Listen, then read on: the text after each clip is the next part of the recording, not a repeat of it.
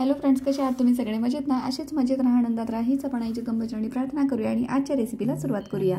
तर इकडे मी काय केलं आहे की हिरव्या मिरच्या घेतलेल्या आहेत आणि 5-6 लसणाच्या पाकळ्या घेतल्या, त्यानंतर इंचभर आलं घेतलेलं आहे आणि छोले घेतलेले आहेत। तर छोले हे मी तेल मीठ आणि हळद घालून असे पिवळे करणार होते रातसाठी, पण तो म्हटलं की याचं काहीतरी वेगळं करता येईल का? तर म्हटलं नक्कीच आपण करूया काहीतरी वेगळं, आणि त्यामध्ये जिरे आणि हळद घातली आणि मिक्सरला बारीक आपण वाटून घेणार आहोत।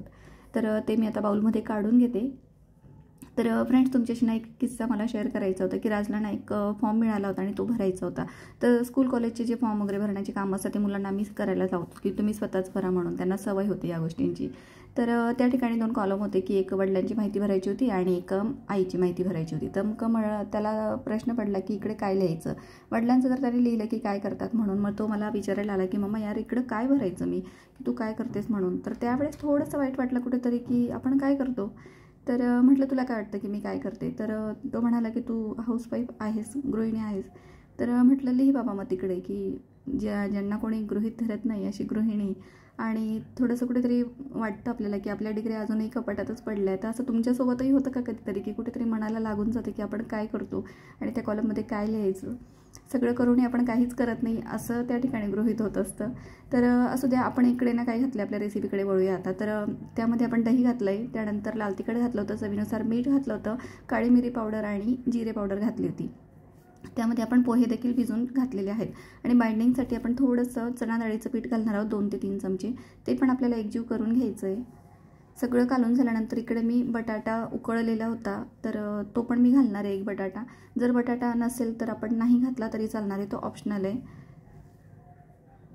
तर या ठिकाणी तो पण आपण आता स्मॅश करून घेऊ त्यामध्ये आणि एकत्र करून घेऊ। त्यानंतर त्यामध्ये आपण कसुरी मेथी घातलेली आहे 1 चमचाभर, हाताने थोडीशी तिला चुरून घ्यायची आपल्याला आणि सगळं एकजीव आपण आता करून घेणार आहोत आणि मस्त असा त्याचा डो तयार करून घेणार आहोत। आणि हाताला थोडासा तेलाचा हात लावून आपण त्याच्या मस्त अशा गोल टिक्क्या करून घेणार आहोत। आपल्याला हव्या त्या आकारामध्ये आपण करू शकतो। तर तुमच्या आवडीनुसार तुम्ही करू शकता, स्क्वेअर शेपमध्ये पण करू शकतात आणि अशा गोल पण करू शकतात किंवा गोल गोल गोळे देखील आपण करू शकतो आणि मस्त असे शॅलो फ्राय किंवा डीप फ्राय आपण करू शकतो। खूप छान लागतात, नवीन काहीतरी आहे आणि झटपट होऊन जाणारे आहे।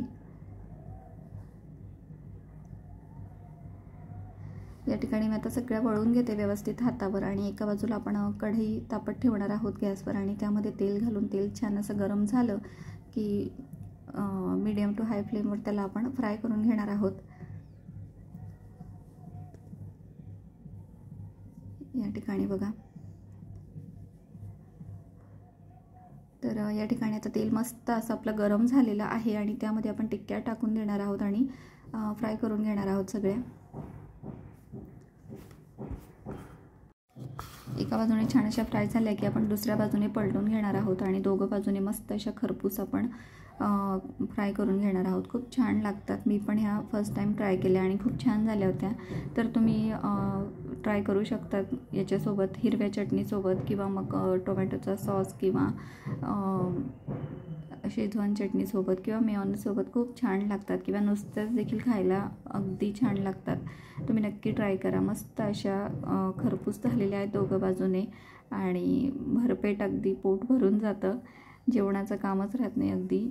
तर बघा, मस्त आतून पण छान झालेल्या आहेत। आणि फ्रेंड्स, व्हिडिओ तुम्हाला कसे वाटतात नक्की मला कमेंट्समध्ये सांगा। भेटूया पुढच्या व्हिडिओत, तोपर्यंत बाय।